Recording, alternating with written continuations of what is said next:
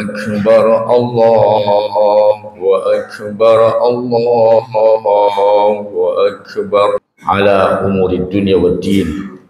أشهد أن لا إله إلا الله وحده لا شريك له ونحن نشهد أن محمدا عبده ورسوله لا نبي بعده. اللهم صل وسلم على رسولك الكريم محمد صلى الله عليه وسلم. قال الله عز وجل في القرآن العظيم المبين وصية لنا جميعا بهذه الخطبة القصيرة. أعوذ بالله من الشيطان الرجيم. بسم الله الرحمن الرحيم. قد أفلح من زكاها وقد خاب من دساها.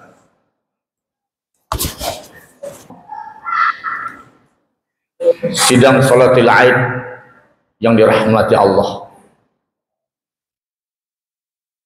Yaumul Aid, Yaumus Surur, wa Yaumus Sa'adah.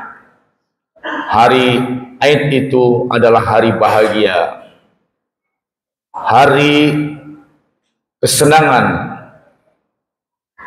hati kaum muslimin, di mana takbir tidak hanya bergema di bumi, tapi juga bergema di langit, di seluruh rongga alam ini.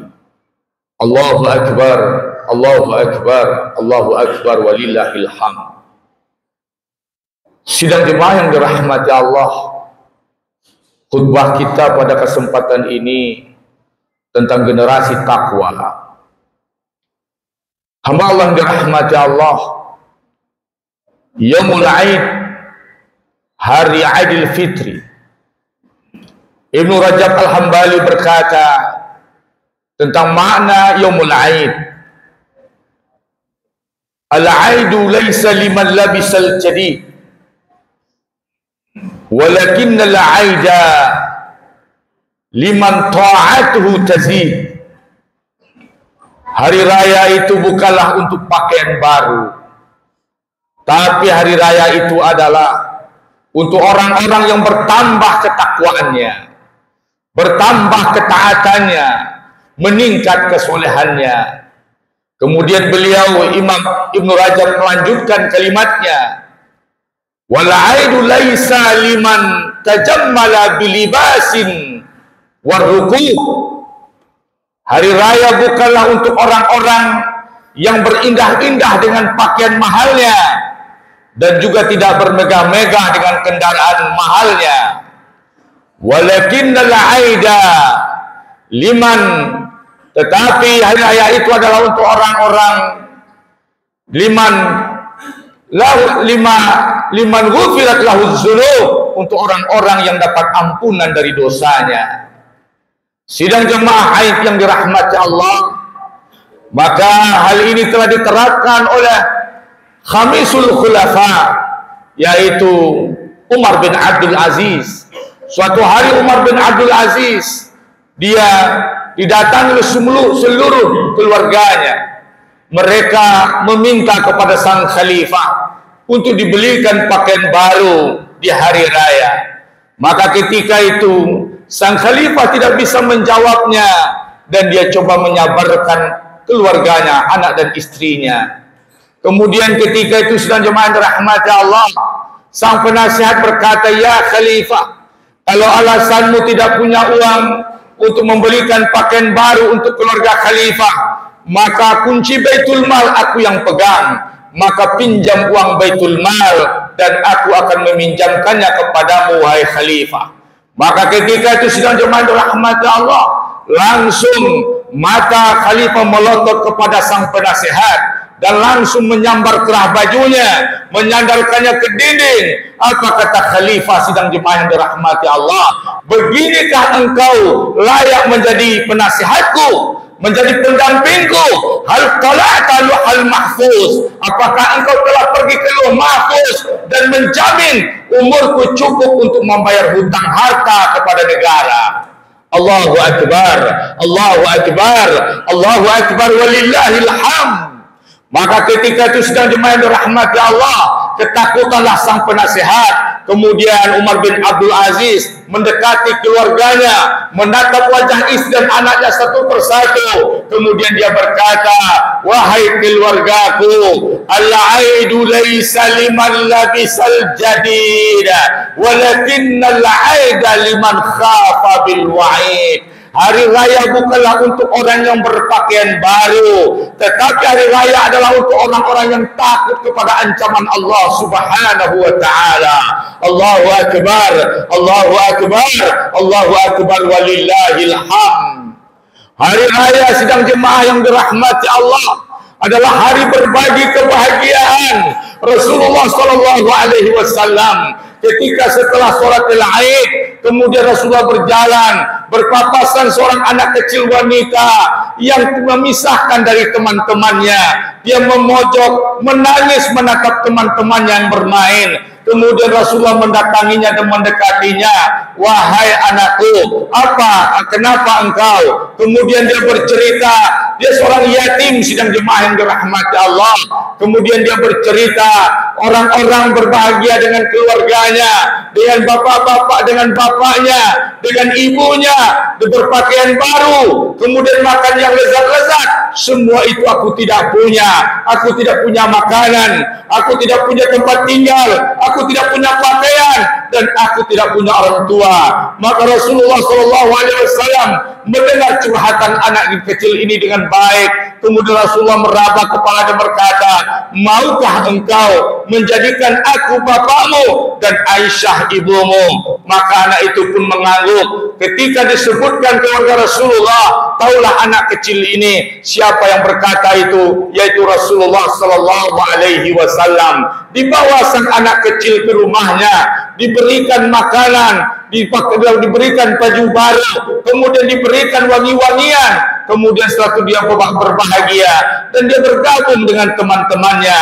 Teman-temannya bertanya, kenapa engkau cepat sekali berubah dan berpakaian baru, kemudian wangi? Dia katakan, tadi aku diangkat oleh Rasulullah menjadi anaknya, maka dia memberiku makan, mengganti bajuku, dan memberikan wangi-wangian kepadaku. Apa kata saudara-saudara teman-temannya? Andaikan bapak kami syahid juga di medan tempur, maka pasti kami juga mendapatkan apa yang engkau dapatkan. Betapa bahagianya engkau diangkat oleh Rasulullah sebagai anaknya. Allahu akbar, Allahu akbar, Allahu akbar, walillahil hamd. Hari ini di Palestina sudah jemaah yang dirahmati Allah, di balik kebahagiaan dan baju baru untuk anak kita, tertawa riang dengan anak kita, hari ini di Palestina anak-anak kecil menjerit, tertimbun keruntuhan sidang jemaah yang dirahmati Allah, kehilangan tangan, kemudian dirawat dengan luka-luka yang parah. Mereka berteriak, mana kaum muslimin, mana kaum muslimin, ya Islamah. Sidang jemaah yang dirahmati Allah, aina nahnu ya Rabbana, ya, di mana posisi kita hari ini? Di mana ketika anak-anak yatim Palestina, di balik kebahagiaan kita ada air mata yang tidak ada yang menyekanya sidang jemaah yang dirahmati Allah. Maka hari ini apa yang bisa dilakukan seperti Rasulullah lakukan, membahagiakan anak yatim. Ada anak yatim yang hari ini risalahnya saya sampaikan kepada saudara-saudara. Risalahnya, pesan-pesan mereka aku sampaikan dari mimbar yang suci ini kepada saudara-saudara ini. Adakah saudara-saudara akan berbagi kebahagiaan dengan mereka? Adakah saudara-saudara peduli dengan nasib mereka, air mata mereka? Mereka tidak makan nasi, mereka menggenggam pasir dan menjilatinya, memilih pecahan roti hari ini sidang jemaah yang dirahmati Allah. Allahu akbar, Allahu akbar, Allahu akbar, walillahil hamd. Sidang jemaah yang dirahmati Allah, kalau anda peduli, anda ingin seperti Rasulullah SAW, nanti setelah ini akan ada nanti kotak-kotak infak tabarruat untuk mereka. Jangan sampai anda lewatkan Jangan sampai Anda isi dengan uang kecil Anda. Allah melihat, risalah telah sampai kepada Anda tentang yatim-yatim Palestina yang di hari raya ini mereka menangis, di hari raya ini mereka tidak punya ibu, tidak punya ayah, di hari raya ini mereka sedang dirawat dan sebagian mereka meninggal.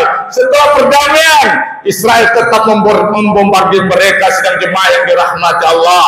Allahu Akbar, Allahu Akbar, Allahu Akbar, walillahil hamd. Apakah kalah kita dengan seorang pemabuk, sang penyelamat perang Qadisiyah, Abu Mihjan? Abu Mihjan, sang penyelamat perang Qadisiyah, perang penting dalam sejarah Islam. Dua perang, perang Yarmuk dan perang Qadisiyah, mengakhiri dua kekuatan luar biasa di muka bumi, yaitu Parsi dan Roma. Satu berakhir dalam perang Qadisiyah, satu berakhir dengan perang Yarmuk. Saya akan ceritakan pada Anda tentang dua perang ini sedang jemaah yang dirahmati Allah. Di hari raya, supaya kita paham makna hari raya, ditangkaplah sang pemabuk Abu Mihjan, seorang preman, dipenjarakan. Tapi dia seorang pemberani, dia jagoan lapangan. Ditangkap oleh Sa'ad bin Abi Waqqas, pemimpin perang, panglima perang, gubernur, dipenjarakan. Ketika dia berada dalam penjara, pasukan untuk perang Qadisiyah diberangkatkan, dipimpin oleh Sa'ad bin Abi Waqqas. Ternyata Sa'ad bin Abi Waqqas cedera, tidak bisa memimpin perang dengan baik. Kemudian umat Islam porak-poranda, barisan musuh lebih kuat daripada kaum muslimin.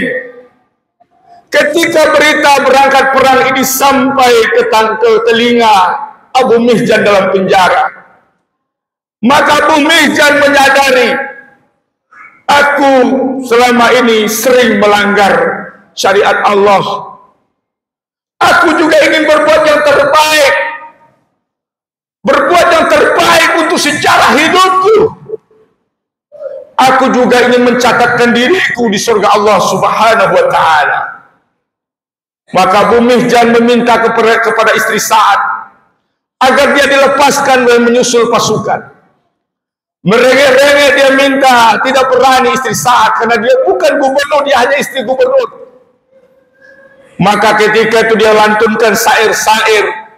Dia berjanji kepada istri Sa'ad, wahai istri gubernur, kalau nanti saya berjanji pada engkau, kalau nanti saya masih hidup di perang Qadisiyah, saya akan kembali ke sini dan memasangkan rantai di tangan dan di kakiku dengan tanganku sendiri.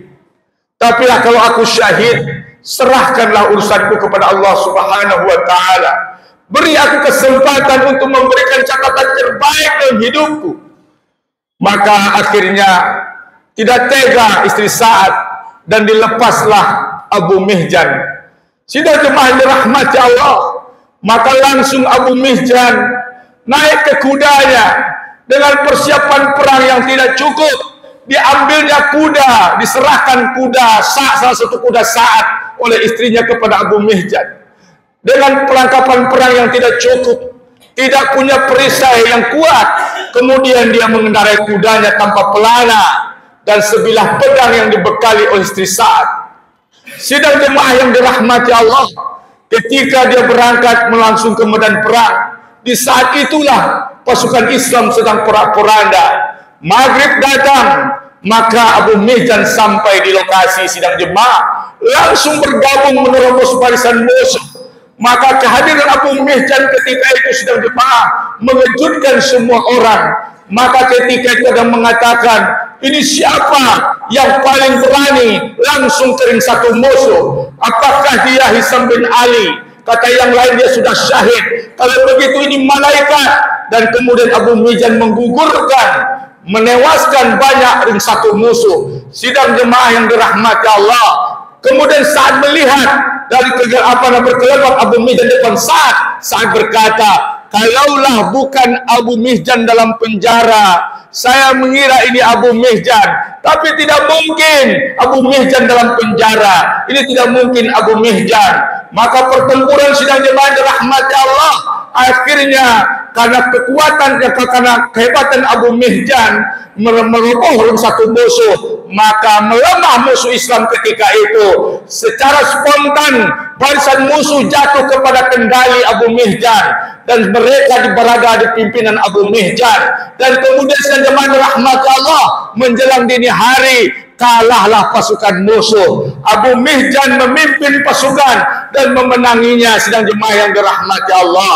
Maka setelah musuh kalah, orang mengumpulkan ghanimah, orang berbagi ghanimah. Bagaimana dengan Abu Mihjan? Apakah dia ikut mengambil bagian ghanimah? Tidak, dia menepati janjinya. Dia langsung kembali ke penjara, langsung pulang, sidang jemaah yang dirahmati Allah. Tidak mengambil harta rampasan perang. Orang-orang berbahagia dapat bagian rampasan perang, tapi Abu Mihjan menepati janjinya. Sampailah dia di penjara, di tempat kantornya Sa'ad bin Abi Waqqas. Maka ketika itu dia langsung masuk ke penjara, memasangkan rantai di kaki dan di tangannya, mengunci pintu penjara, kemudian luka di sekujur tubuhnya, meneteskan darah. Dia semakin lemah, meringkuk sidang jemaah di pojok penjara. Tidak ada yang bisa membantunya, karena istri Sa'ad bukan mahramnya, wanita-wanita bukan mahramnya. Dia tahan sampai besok siang. Pasukan Sa'ad sampai di lokasi, di kantornya, disambut oleh istrinya. Apa kata sang istri?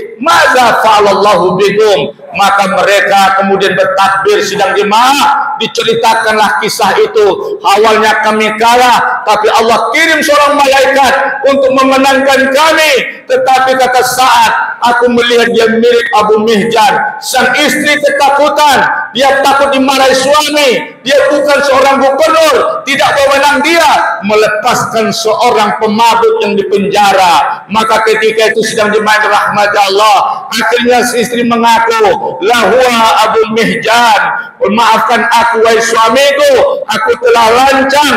Lahua Abu Mihjan, lahua Abu Mihjan. Dia benar-benar Abu Mihjan yang dia meminta kepadaku dengan janjinya kalau dia masih hidup dia akan kembali ke penjara. Kalau dia sahih di medan tempur, dia serahkan kepada Allah urusannya. Sekarang mana dia? Terkagetlah Sa'ad bin Abi Waqqas. Mana Abu Mihjan? Tadi malam dia sudah sampai, dini hari menjelang subuh dia telah sampai, dan dia memasangkan rantai di kakinya dan di tangannya di dalam penjara. Terkejut ketika itu Sa'ad bin Abi Waqqas, dia berlari mencari Abu Mihjan. Ketika dia sampai di situ, dia kemudian dia dekat dan dia rangkul Abu Mihjan, dan dia berkata melihat Abu Mihjan yang sudah lemah, ya Abu Mihjan, wahai Abu Mihjan, dengarkan janjiku padamu. Mulai hari ini aku tidak akan lagi mempenjarakan engkau. Silahkan engkau keluar wahai Abu Mihjan. Sambil membuka rantai Abu Mihjan, Abu Mihjan memegang bahu Sa'ad bin Abi Waqqas. Ya Sa'ad, dengarkan janjiku padamu. Mulai hari ini aku tidak akan pernah lagi mabuk wahai Sa'ad bin Abi Waqqas. Sidang jemaah yang dirahmati Allah, Allahu Akbar, Allahu Akbar, Allahu Akbar walillahil hamd. Sidang jemaah yang dirahmati Allah, seorang pemabuk menjadi benteng Islam, tidak membiarkan negeri Islam dicaplok, dijajah oleh penjajah-penjajah laknatullah. Sekarang hari ini kita mayoritas, kita banyak, kita tidak dihargai oleh Yahudi yang hanya sedikit. Apa harga diri kita sidang jemaah? Di mana Abu Mihjan siap menebusnya dengan nyawanya? Kita akan lihat, siapkah Anda menebusnya dengan dompet Anda untuk membantu kaum muslimin setelah bubar dari masjid ini nanti. Di depan pintu akan ada yang menunggu Anda. Di situ jika Anda bersedekah, berinfak untuk Allah, di jalan Allah, lawajadka, maka engkau akan ketemu Allah mendoakan engkau di situ. Allah akan melipat gandakan infakmu yang dirahmati Allah. Sidang jemaah yang dirahmati Allah, perang Yarmuk, hari raya, hari berbagi. Anda mungkin kenal kejahatan Abu Jahal yang didampingi selalu oleh Ikrimah anaknya. Berkali-kali perang mengintai kematian Rasulullah sallallahu alaihi wasallam. Tapi tahukah Anda siapa tokoh di perang Yarmuk? Dia Ikrimah bin Abi Jahal. Ikrimah bin Abi Jahal, sang penebus kemenangan Islam. Anak Abu Jahal, Ikrimah. Di dalam perang Yarmuk, umat Islam jumlah pasukannya jauh sangat sedikit. Dipimpin oleh seorang jenderal besar, jenderal terkenal, Khalid bin Walid, jenderal yang tidak pernah kalah sekalipun dalam medan tempur. Tetapi di perang Yarmuk nyaris kalah. Pasukan porak-poranda. Maka ketika itu Khalid sudah galau. Maka ketika itu sedang dimana rahmat Allah, muncul Ikrimah bin Abi Jahal. Dia patahkan sarung pedangnya dan dia berkata, saya Ikrimah bersumpah di hadapan engkau wahai kaum muslimin, pasukan Islam, para mujahidin, saya tidak akan pernah lagi memasukkan pedang ini ke sarungnya. Pakaianku ini adalah kain kafanku. Aku bersumpah mati dalam perang ini. Langsung ketika itu berteriak Khalid, ya Ikrimah, jangan bertindak bodoh. Ikrimah, kematianmu merugikan Islam. Ya Khalid, anak pamanku, tidakkah kau ingat aku Ikrimah dengan bapakku Abu Jahal berkali-kali memerangi Rasulullah sallallahu alaihi wasallam, berkali-kali bertekad membunuhnya. Maka hari ini aku akan menebus dosaku. Salahkah aku jika aku tidak menebus? Salahkah aku kalau aku menebus dosaku, wahai Khalid? Ya Mujahid, siapa yang akan bersamaku menjadi pasukan berani mati?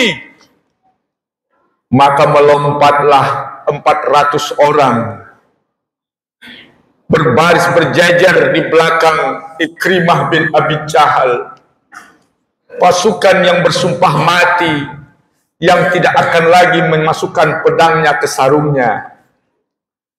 Maka akhirnya sudah dimana rahmati Allah, pasukan 400 orang ini menerobos dengan satu musuh, porak-poranda musuh. Perang Yarmuk dimenangkan oleh kaum muslimin. Perang usai, umat Islam menang, musuh porak-poranda. Khalid berkata kepada pasukan, cari saudaraku Ikrimah. Cari Ikrimah. Maka dicarilah Ikrimah. Ternyata dia ditemukan dengan sekian tusukan. Berjejer 3 tokoh. 3 tokoh yang luar biasa. Ikrimah bin Abi Jahal tergeletak. Ayas bin Abi Rabi'ah tergeletak. Haris bin Hisam tergeletak. Maka ketika itu Haris bin Hisam mengerang dan berkata, beri aku seteguk air. Dicari air, dapat 1 teguk 2 teguk. Ketika akan diberikan kepada Haris, Ikrimah menoleh kepada Haris. Kata Haris bin Hisam, berikan pada Ikrimah. Ketika air akan diberikan kepada Ikrimah, kemudian yang satu lagi juga menoleh kepadanya.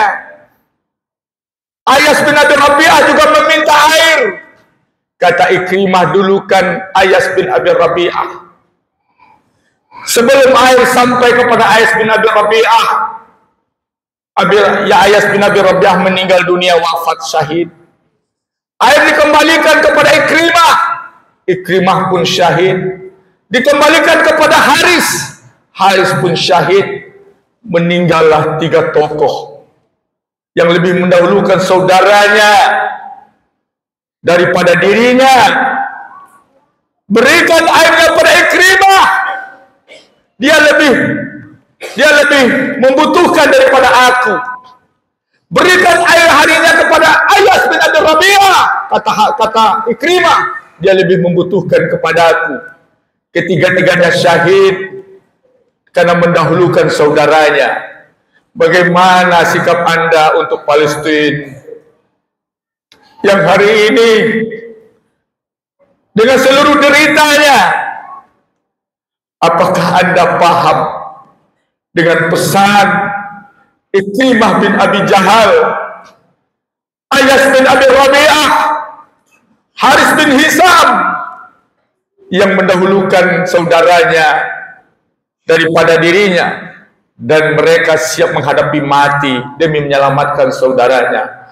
Allahu Akbar, Allahu Akbar, Allahu Akbar, walillahil hamd. Alhamdulillahi Rabbil Alamin. Asyhadu an la ilaha illallah wa asyhadu anna Muhammadan abduhu wa rasuluh la nabiyya ba'dah.